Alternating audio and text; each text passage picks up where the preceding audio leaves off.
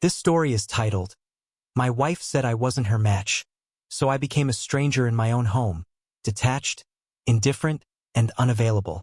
But when she finally noticed, it was already too late. Hey, Reddit, throwaway for obvious reasons. Never thought I'd be sharing this story here, but I've been lurking in this sub for a while and figured maybe my experience could help someone else going through the same. __. I'm 36, male. I met Sarah, 34, female, during sophomore year of college. She was a gorgeous psychology major with fiery opinions about everything. Always talking about breaking gender norms and dismantling the patriarchy and ___ like that. I was more practical. Business major. Working 2 jobs to pay my way through school without debt. On paper, we were different. Somehow, we clicked. I found her passion attractive at first. She seemed to appreciate my stability. We dated through college, moved in together after graduation, got married at 27. Had twins at 29, a boy and a girl, Ethan and Emma. After college, I landed a job at a financial firm. I worked my ass off. Insane hours. Staying late. Bringing work home on weekends. The whole deal. Eventually made senior portfolio manager. The money was good. The job was exhausting. Sarah, meanwhile, bounced between careers. Started in HR. Quit to try marketing. Then decided to be a freelance writer focusing on women's issues. That last one never actually made money, but she insisted it was her passion and that I should support her dreams. Her blog became her identity. It was all about empowering women to break free from societal expectations and recognizing toxic relationship patterns. The irony of that will become clear soon. While I was building my career and supporting our family, she was busy with networking events, women's circles, and running her blog that maybe 50 people read. I don't want to sound bitter, but looking back, I was handling most of the household stuff too. Getting up with the kids, making breakfast, helping with homework, attending school events. Not because I was some amazing dad, because someone had to do it, and she was always too busy finding herself. That's where we were when everything fell apart. Me working 50 to 60-hour weeks, handling most of the parenting, her building her brand and complaining I wasn't emotionally available enough. It happened on a completely normal Tuesday evening. Nothing special about the day. I had just put the twins to bed after a 12-hour shift. I was exhausted. Still, I helped Ethan with his science project and read Emma her favorite story before they fell asleep. I came downstairs and found Sarah in the kitchen rinsing a plate at the sink. I was thinking maybe we could watch an episode of something before bed. One of the few things we still did together. Then she just dropped it. You're nothing more than a co-parent to me, Tom. Not my real match. __ gut punch. You know that feeling when all the air leaves your body at once? This was worse. Way worse. Her voice was calm. Too calm. Like she was mentioning we needed more dish soap. Not like she was tossing 10 years of marriage into the trash with one sentence. I just stood there staring at the back of her head. She didn't even turn around. Just kept washing that stupid plate like nothing had happened. So that's how you see me, I managed. My voice sounded strange, like it belonged to someone else. She shrugged. Literally shrugged. I think we both know this hasn't been a real marriage for a long time. You don't challenge me intellectually. You don't really get what I need as a woman in today's world. The worst part wasn't even the words. It was the delivery. No emotion. No regret. Nothing. Like I was some random guy she had to deal with because we happened to share kids. Not the man who spent a decade supporting her through 3 different career changes. Who paid for her finding herself retreats. Who kept the house running while she worked on a blog that never made a single dollar. I want a partner who can match my energy and understand my journey, she continued, finally turning to face me. Someone who challenges me and appreciates my growth. I've evolved so much in the past few years and you're still the same. The same. I had gone from entry-level analyst to senior portfolio manager. Learned how to be a father. Supported every whim and passion project she had. But apparently that wasn't growth. I'm not saying we need to end things, she added, seeing my expression. The kids need stability. We can still co-parent effectively. I just think we should be honest about what this relationship really is. She said it like she was doing me a favor. Like her honesty was some gift I should be grateful for. Like telling me I was nothing more than a glorified babysitter and ATM was some act of kindness. I didn't explode, didn't cry, didn't beg. I just nodded and said, "I see." Then I walked out of the kitchen. I heard her call after me, "Tom, aren't we going to talk about this?" But what was there to talk about? She had made her position crystal clear. That night I couldn't sleep for uncertain. I just lay there staring at the ceiling, replaying the last few years in my head. When did it happen? When did I become nothing to her? The signs had been there. All of them. I was just too stupid, too busy, or too deep in denial to see it. The way she used to light up when I walked into a room. Gone. The random texts during the day with stupid jokes or songs that reminded her of me. Gone. The touches. The real kisses. Not the automatic peck on the cheek. All gone. When was the last time she actually asked about my day and really listened? Not just that, "How was work?" _ people say when they're going through the motions. When was the last time she went out of her way to do something nice for me? When was the last time she defended me when her friends started talking about their husbands, lumping me in with them? I started thinking about how often she was on her phone around me, always scrolling Instagram, sharing posts about outgrowing people and having the courage to be authentic, tagging everything with __, like number know your worth and number never stop growing. Meanwhile, I was the one getting up with the kids when they had nightmares, making their lunches, taking them to soccer practice, helping with math homework, all while working 50+ hours a week. Her smiles, her real excitement, her energy, it was all reserved for other people now. Her progressive friends who kept telling her she deserved more. Her life coach who charged $200 an hour to tell her she was settling. The women in her online communities who validated every selfish thought she had. Anybody but me. I'd been telling myself she was just stressed, just tired, just busy with life. I kept making excuses because I couldn't face the truth. But I couldn't ignore it anymore. She hadn't fallen out of love overnight.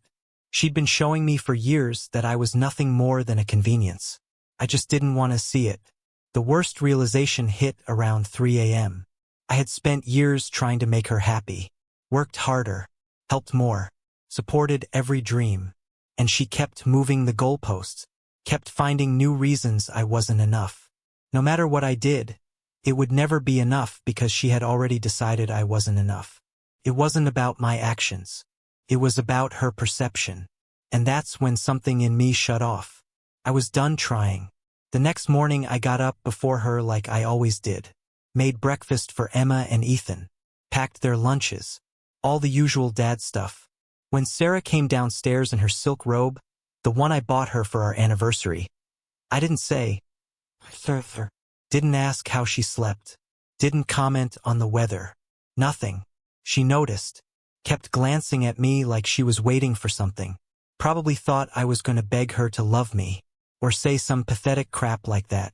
Maybe apologize for not challenging her intellectually enough. Promise to be more invested in her journey. But I was done. If she saw me as nothing more than a co-parent, then fine. That's exactly what I'd be. Nothing more. Nothing less.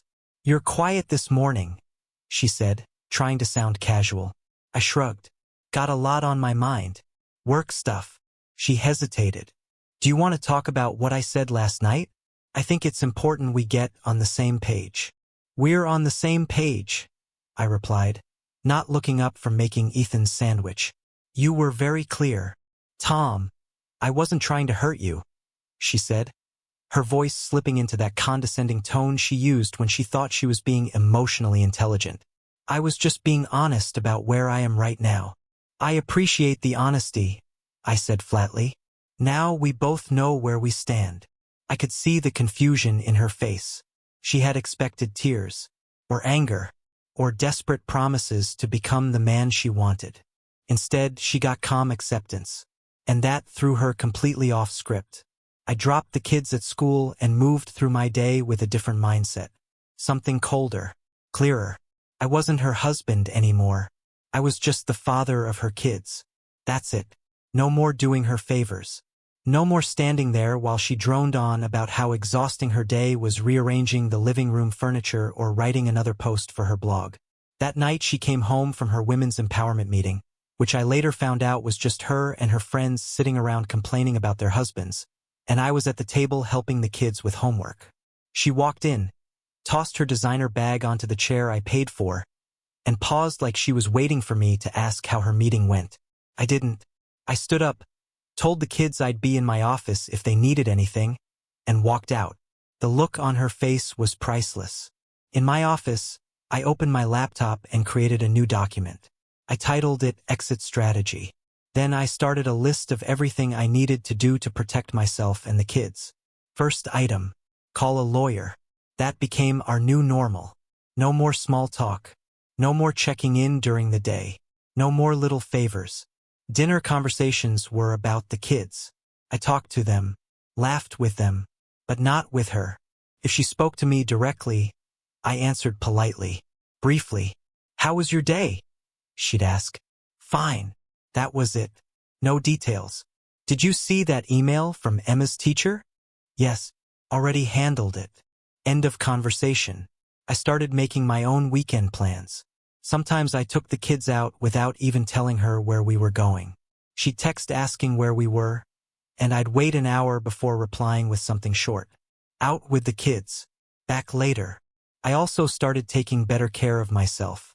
Over the years, Sarah had made little comments about how I'd let myself go after the kids came, even though I was the one getting up at 5 a.m. to squeeze in work before they woke up, making sure everyone had breakfast, keeping our lives running. But she was right about one thing. I had neglected myself. So I started going to the gym during lunch breaks, started eating better, got a new haircut, bought clothes that actually fit, lost about 30 pounds over a couple of months, put on some muscle. Nothing dramatic, just taking care of myself for me, not to impress her. I reconnected with friends I hadn't seen in years, grabbed lunch with college buddies, joined a weekend basketball league.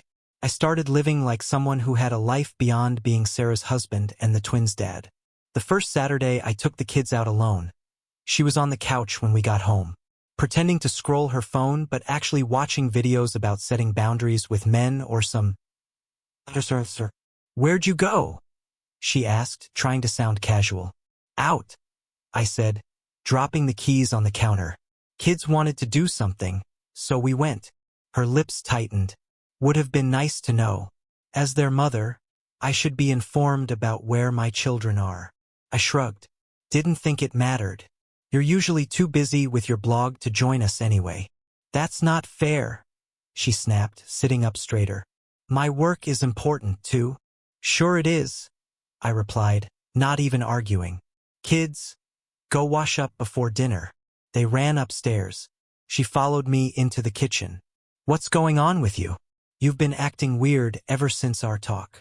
Nothing's going on, I said, pulling ingredients out of the fridge. Just being a co-parent like you wanted. That's not what I meant, and you know it, she said, crossing her arms. I looked at her directly for the first time in days. What did you mean, Sarah? Because you're nothing more than a co-parent to me, seems pretty clear. She huffed. I meant our relationship has evolved. That doesn't mean we can't still be partners in other ways. Right? I nodded slowly. Partners like roommates who share kids. Got it. That was the first crack in her perfect little plan. She thought she could emotionally check out of our marriage, treat me like an ATM and a babysitter, but still have access to the benefits of a husband when it suited her. She was starting to realize that wasn't how it worked. Around that time, I had my first consultation with a lawyer. I didn't tell Sarah. I just needed to know where I stood legally. To my surprise, the lawyer said I had a strong case for at least 50-50 custody. Possibly more, given how involved I was in the kids' lives. She advised me to start documenting everything. Every school event I attended that Sarah missed. Every doctor's appointment I took the kids to. Every time I was the one sitting at the table helping with homework. I documented all of it. That's what I did. I created a detailed log with dates and times.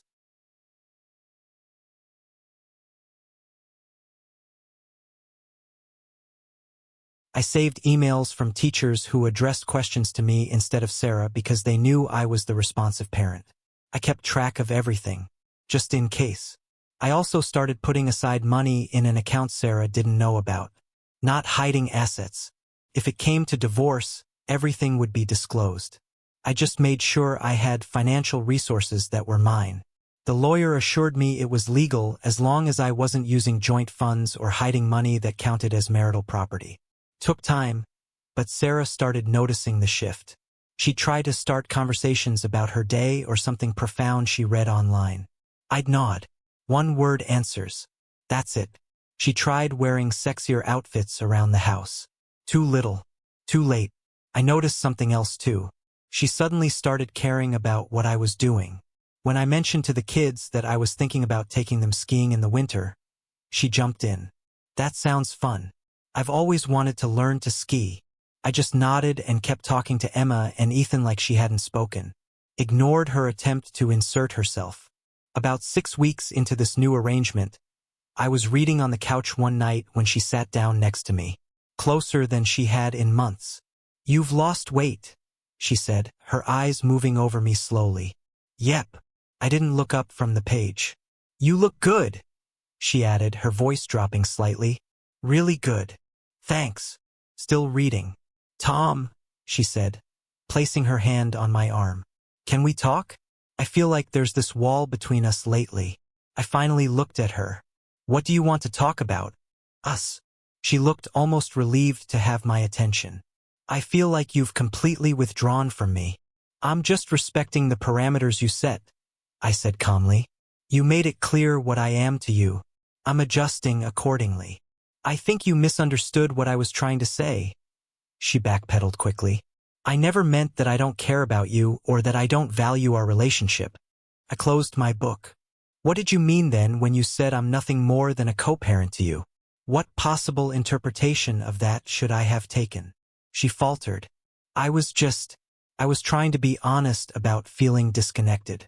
I didn't mean it should stay that way forever." I stood up. "Well, I've had some time to think about it, and I realized you were right. We are just co-parents.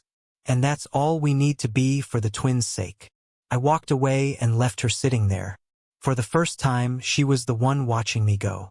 A few nights later, she came home irritated after seeing one of her friend's social media posts about some romantic vacation.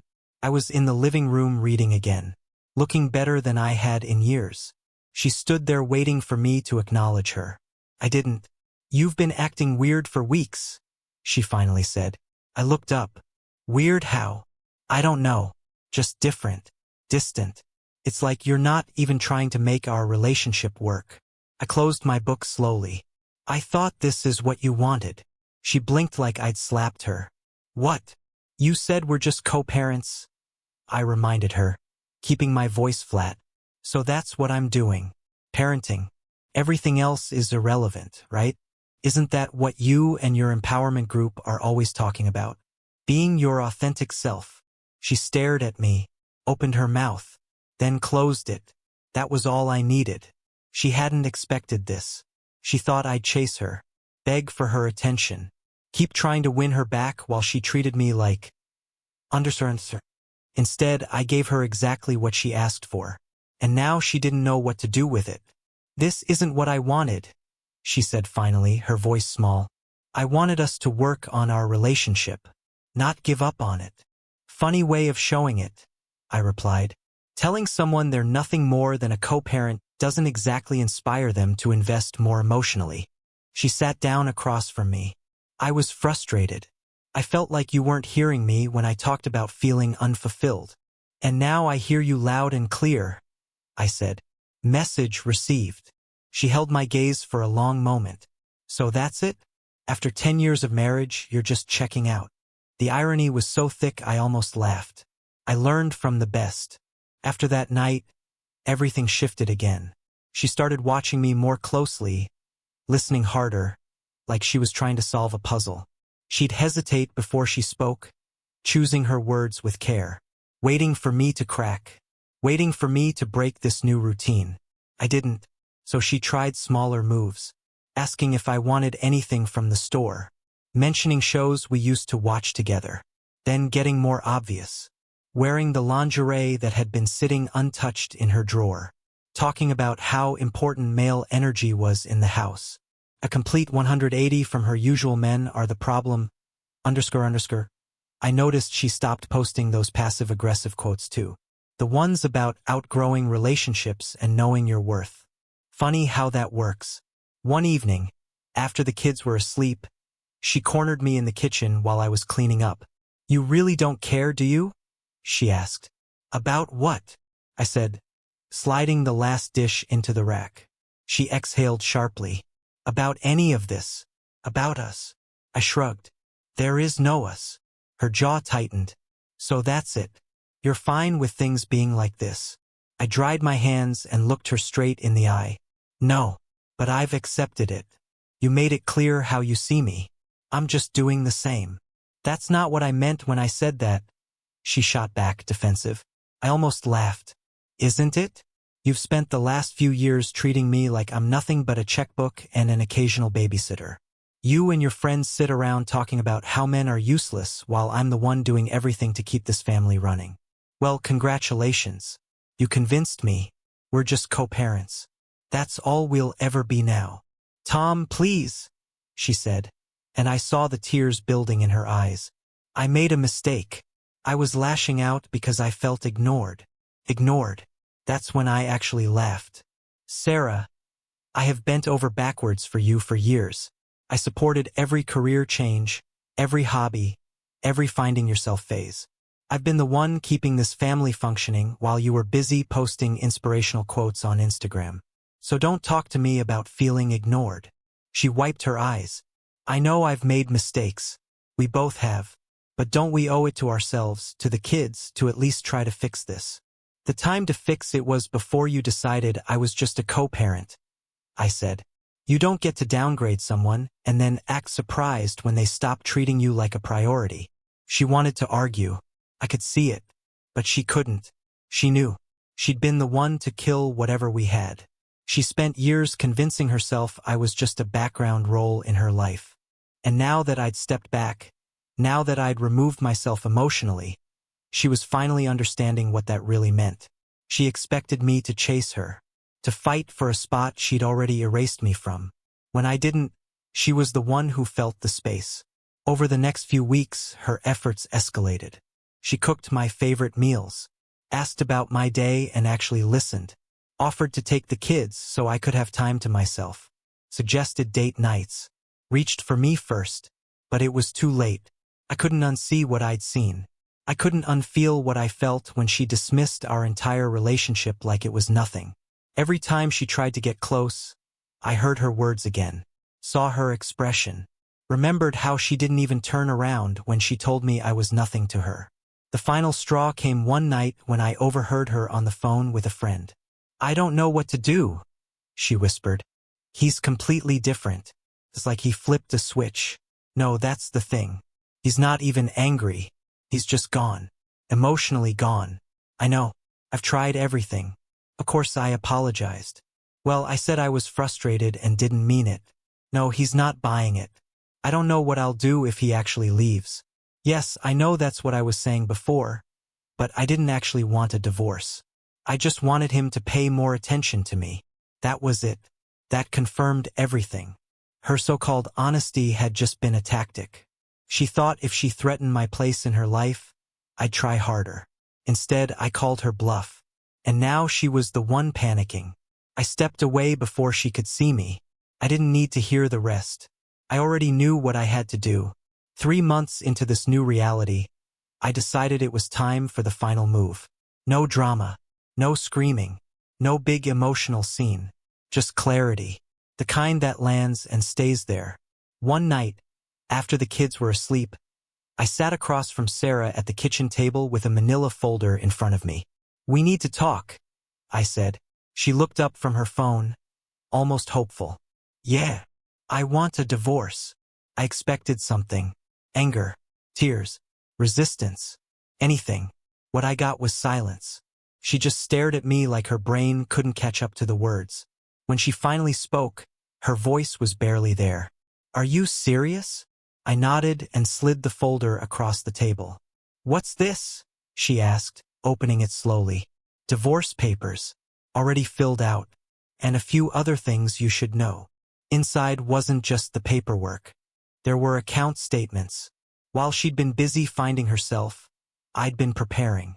I moved 75% of my recent bonuses into accounts she didn't know about. I documented every time she chose self-care over the kids. I kept records of every school event I attended while she was off at retreats. And most important, there was a letter from my lawyer explaining that with my income and the custody arrangement I was proposing, me having primary custody, she would likely be paying me child support. Not the other way around. Her face drained of color. "You can't be serious. The courts always favor the mother." "Not when the mother has barely been present," I said calmly. "I've been documenting everything for months. The kids' teachers know me. I take them to doctor appointments. I help with homework. You're too busy with your blog and your journey to be a present parent." I pulled out my phone and showed her my calendar. 6 months of school events, doctor visits, parent-teacher conferences. Every single one logged. Who showed up? Who didn't? The custody evaluator is going to look at this and see who's actually been parenting these kids, I said. "And it's not you." "But I need time," she stammered. "My blog is about to take off. My life coach says I'm on the verge of a breakthrough." "You've been on the verge for 3 years," I replied. "In that time, I've been promoted twice and saved enough to put the kids through college. What have you contributed besides Instagram posts about how oppressed you are?" Tears filled her eyes. Real ones this time. Not the kind she used when I wouldn't buy her something. "Tom, please. We can fix this." I didn't mean what I said that night. I was frustrated. I leaned back in my chair. "Why now? Is it finally hitting you that you're losing your meal ticket?" "It's not about money," she said quickly. "I love you. I've always loved you." That almost made me laugh. "You haven't looked at me with anything but contempt in years. Not until I stopped giving a __. Now you care. Please, Tom, think about the kids. They need both of us together. They need parents who respect each other." I corrected her. "You've made it clear you don't respect me. You've made it clear I'm just a co-parent. So that's what we'll be. Co-parents. Separately." Her expression shifted. The pleading hardened. "I'll fight this. I'll get a lawyer. I'll tell them you've been planning this for months. Hiding money. Go ahead." I cut in. "Everything I've done is legal. I consulted 3 different lawyers to make sure. And by the way, that threat you just made, I recorded it." I tapped my phone, sitting face up on the table. One-party consent state. Threatening false claims in a divorce doesn't look good in court. Her face collapsed. She knew. The next few days were painful to watch. Crying. Begging. Suddenly she was the perfect wife. Cooking dinner. Asking about my day. Trying to get me back into our bed. I'd been in the guest room for weeks. She even told her feminist friends to go __ themselves when they started in with their usual man-hating __. One of them actually called to ask if I'd done something to her because Sarah defended me so aggressively. The final blow came when I took the kids to meet with the real estate agent about selling the house. Sarah wasn't invited. When she found out, she completely lost it. "You can't sell our house without me," she screamed. "Actually, I can," I said calmly. "Check the deed. It's in my name. Your credit was too poor to be on the mortgage. Remember? Because of all those credit cards you maxed out on self-care." I showed her the deed. Her name wasn't on it. We had talked about adding her once her credit improved, but she never fixed her finances. She collapsed onto the couch, sobbing. "What am I supposed to do? Where will I go?" I shrugged. "Not my problem anymore. We're just co-parents, remember? And barely that, considering how little parenting you actually do." A week later, she showed up at my office and begged me to reconsider. Said she'd do anything. Couples therapy. Quit her blog. Get a real job. Whatever I wanted. "It's too late," I told her. "You decided I wasn't worth loving years ago. You just didn't expect me to eventually agree with you. The divorce moved fast. Sarah didn't contest it. She couldn't afford a lawyer who could match mine, and she knew the evidence wasn't on her side. The judge awarded me primary physical custody. Sarah got every other weekend and one dinner visit a week. The look on her face when the judge announced it was pure shock. She really believed that being a mother guaranteed her the kids, no matter how absent she'd been. Reality hit hard. The house sold for more than I expected. I used my share to buy a better place closer to the kids' school. 3 bedrooms, big backyard, a real office so I could work from home some days and be there for the twins. Sarah moved into a small 1-bedroom apartment across town. She had to get a real job for the first time in years. Entry-level admin work that barely covered rent. Her blog stayed what it always was, a hobby no one read. The first time she dropped the kids off after her weekend, I saw her looking around my new house with envy. It had everything she used to want. Open floor plan, modern kitchen, all of it. But it wasn't hers anymore. The kids seem to like it here, she said, trying to sound casual. They do, I said. They've each got their own room. There's a park down the street. She nodded, awkward. Listen, Tom. I've been thinking about everything. I made a huge mistake. The biggest mistake of my life. I took you for granted, and I'm paying for it every day. I just looked at her. Yes, you are. Her eyes filled again. Is there any chance at all we could try again? For the kids. For us. I shook my head. There is no us, Sarah. Remember? We're just co-parents now. That's all we'll ever be. The words landed the same way hers once had. I watched the hope drain from her face. This was her doing. I'll pick them up Wednesday for dinner, she said finally, voice hollow. 6 p.m. Don't be late. I closed the door and turned back to my kids. My home. My life. A life that was finally mine again. Update. It's been 2 years since the divorce. I'm in a good place. The kids are thriving. They're 11 now, doing well in school, active in sports and other activities. I'm dating a pediatric nurse I met at one of Ethan's doctor appointments. She's everything Sarah wasn't. Supportive, present, genuinely interested in me and the kids. Last I heard, Sarah had to move into an even smaller apartment. Her blog faded out quietly. Her feminist friends disappeared once she couldn't afford brunches and workshops. She still calls sometimes, usually after a bad date or a rough day, crying about how she made the biggest mistake of her life. And I tell her the same thing. I know, but we're just co-parents now. That's all we'll ever be. The kids still see her every other weekend, but even they notice the difference. Mom's always on her phone when we're there, Emma told me once.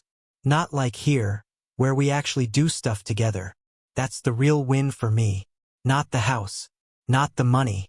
Not even watching Sarah deal with the consequences. It's knowing my kids see what it looks like when a parent shows up. When a parent is present. If you're in a place where you're being taken for granted, treated like you're just a convenience in someone else's life, understand this. You deserve better. You deserve to be valued. And sometimes the only way to show someone what you're worth is to remove yourself from the equation. Karma's a ain't it? Edit. Holy _ this blew up. Thanks for all the awards and support, bras. To answer the most common questions. Yes, this is all legal. If you're in a similar situation, consult a good lawyer and document everything. No, I don't feel bad for her. She made her choices.